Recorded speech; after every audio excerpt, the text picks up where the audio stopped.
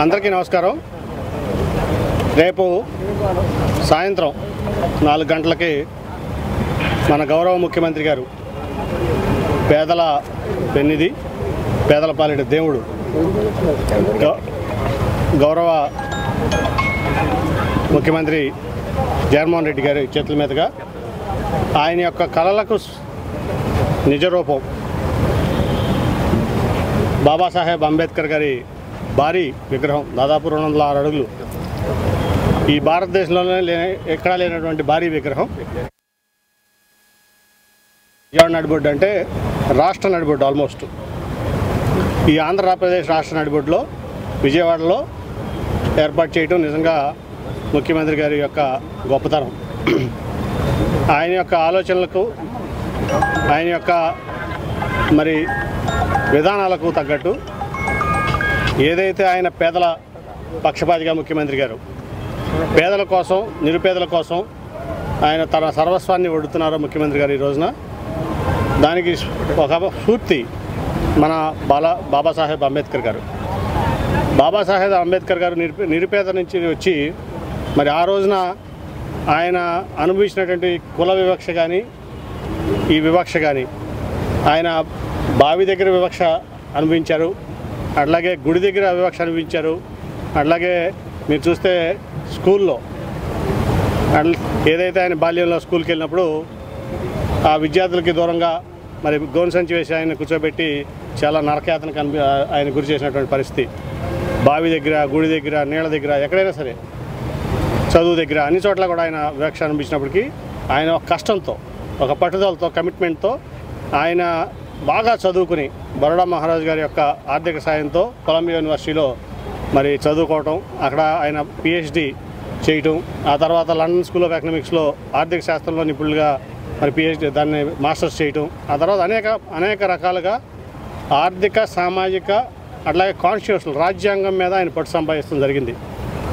ఆ తర్వాత మన భారతదేశం వెనక్కి వచ్చి ఇక్కడ సామాజిక పరంగా జరుగుతున్నటువంటి అన్యాయం మీద, కుల వివక్ష మీద, అంటరానితనం మీద అనేక రకాలుగా కూడా ఆయన పోరాడినటువంటి పరిస్థితి. ఆ రోజు గాంధీ గారు, మహాత్మా గాంధీ గారు మరి అంటరాని కులాలకి, అట్లాగే కులవృత్తులు చేసిన కులాలకి గౌరవం కల్పించాలన్నారు తప్ప ఆ రోజే గాంధీ గారితో మరి ఆయన చేసినటువంటి డిస్కషన్ కానీ, డిబేట్ కానీ అంబేద్కర్ గారు కేవలం గౌరవం కల్పించడం కాదు, ఆర్థిక పరంగా ఈ అంటరాని కులాలు కానీ, లేకపోతే వెనకబడిన కులాలు కానీ, లేకపోతే బడుగు బలహీన వర్గాలు కానీ, అణగారిన వర్గాలు కానీ వాళ్ళకి ఆర్థిక పరమైనటువంటి ఇది కల్పిస్తేనే, ఇది మొత్తం ఆర్థికపరమైన నిలకడ కల్పిస్తేనే మరి ఈ భారతదేశం బాగుంటుందని ఆ రోజు కూడా డిబేట్ డిస్కషన్ జరిగింది గాంధీ గారితో. దాంట్లో నిజంగా కూడా అంబేద్కర్ గారు గెలిచినట్లే.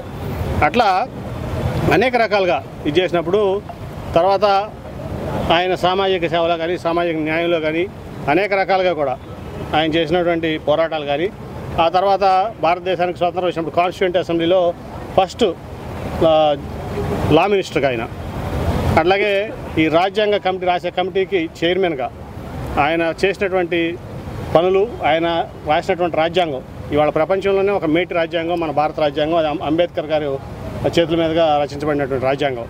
ఇవాళకు కూడా మరి భారతదేశం రాజ్యాంగంలో ఏదో అక్కడ ఇక్కడ స్వల్ప సవరణలు తప్ప మెజారిటీగా దాదాపు 80% పైన ఇంకా బాబాసాహెబ్ అంబేద్కర్ గారి రాజ్యాంగం నడుస్తుందంటే అది ఆయన యొక్క మేధస్సు గొప్పతనం. అట్లాగే ఏదైతే మన ముఖ్యమంత్రి గారు ఉన్నారో జగన్మోహన్ రెడ్డి గారు, ఇవాళ ఆ బాబాసాహెబ్ అంబేద్కర్ గారి ఆశయాలు, ఆయన యొక్క ఆలోచనలు అనుగుణంగా ఇవాళ ఈ రాష్ట్రంలో పేదరిక నిర్మూలన చేయాలి, పేదలందరినీ ఆర్థికంగా ఉన్నత స్థాయిలో ఉంచాలి, అట్లాగే ముఖ్యంగా సంతోషంగా ఉంచాలి, మధ్యతరగతి, దిగువ మధ్యతరగతి, పేద నిరుపేద వర్గాలని సంతోషంగా ఉంచాలి ఈ రాష్ట్రంలోని ఒక కంకణం కట్టుకుని ఎన్ని ఇబ్బందులు ఎదురైనా సరే ఆ వర్గాల కోసం పోరాడుతున్నటువంటి నిజమైన నాయకుడు మన ముఖ్యమంత్రి వైఎస్ జగన్మోహన్ రెడ్డి గారు. ఆ రోజు ఏదైతే అంబేద్కర్ గారు పోరాడారో అందుకంటే 100 రెట్లు ఎక్కువ ఈరోజు ఆ వర్గాల కోసం ఇవాళ ముఖ్యమంత్రి గారు కష్టపడుతున్నారు. దానికి ఆయన ఆలోచనలకి, ఆయన కళలకి, ముఖ్యమంత్రి గారి కళలకి, అట్లాగే ఆశయాలకి ఇవాళ బాబాసాహెబ్ అంబేద్కర్ గారి విగ్రహాలు ఇంత ముందు చూసాం మనం, ఎక్కడో ఊరు బయట ఉంటాయి, లేదా మన చీలలో ఉంటాయి, లేకపోతే హరిజన్వాడలో ఉంటాయి. ఇవాళ అటువంటిది ఇవాళ తీసుకొచ్చి రాష్ట్ర నడిబొడ్డైన విజయవాడ నడిబొడ్డులో మనందరి హృదయాల్లో బాబాసాహెబ్ అంబేద్కర్ గారిని ఉంచారంటే అది కేవలం మన ముఖ్యమంత్రి జగన్మోహన్ రెడ్డి గారి యొక్క గొప్పతనం. దానికి మేమందరం కూడా ఈ రాష్ట్ర ప్రజల తరఫున నిజంగా ఆయన అభినందించుకోవాలి. ఇటువంటి గొప్ప కార్యక్రమం రేపు సాయంత్రం 3 గంటలకి ముఖ్యమంత్రి గారి చేతుల మీదుగా ఆవిష్కరించడం, తర్వాత ఆ కార్యక్రమాలన్నీ కూడా రాష్ట్ర వ్యాప్తంగా కూడా అందరూ కూడా ఇక్కడికి వచ్చి దాన్ని మరి ఆ వేడుకని వీక్షించబోతున్నారు. దానికి కూడా ఏదైనా కానీ ఈ ఎక్కడా కూడా చాలామంది వెనకబడిన తరగతి వారు, అట్లాగే షెడ్యూల్ తరగతి వారు ఏర్పాటు చేసినటువంటి పార్టీలు ఉన్నాయి ఈ దేశంలో. అట్లాగే నేను చాలా రాష్ట్రాలు పర్యటించాను యాజ్ ఎంపీగా. అట్లాగే ముఖ్యమంత్రులు షెడ్యూల్ కులాల నుంచి ముఖ్యమంత్రులు అయినటువంటి వాళ్ళు ఉన్నారు. వాళ్ళు ఎవరూ చేయలేనటువంటి పని ఇటువంటి విగ్రహాన్ని రాష్ట్ర నడిబొడ్డులో, విజయవాడ నడిబొడ్డులో ఉంచినటువంటి ఘనత ఓన్లీ వన్ అండ్ ఓన్లీ మన వైఎస్ జగన్మోహన్ రెడ్డి గారికే దక్కుతుందని ఈ సందర్భంగా తెలియజేస్తూ, ఈ సందర్భంగా అటువంటి గొప్ప కార్యక్రమాన్ని చేసినందుకు ఆయన అభినందిస్తూ నేను సెలవు తీసుకున్నాను. థ్యాంక్ యూ, కృతజ్ఞతలు అందరికీ. తెలుగుదేశం పార్టీ అసలు 400 కోట్లు పెట్టి దీన్ని నిర్మించాల్సిన అవసరం ఉంది, 100 కోట్లు సరిపోదు, ఎంత ఖర్చు అవసరం ఒక విగ్రహానికి అని చెప్పి నిన్న పార్టీ ఆఫీసు ప్రెస్ పెట్టి పెట్టినాను. ఇప్పుడు మనం చూసాం ట్రాన్సిట్ సెక్రటరియట్లు, ట్రాన్సిట్ హైకోర్టులు అని చెప్పి ఎంత ఖర్చు పెట్టారండి. మనం ఏ బిల్డర్ దగ్గరికి వెళ్ళి అడిగినా మీరు ఒక బిల్డింగ్కి ఇవాళ చాలామంది లేమని చెప్తాడు.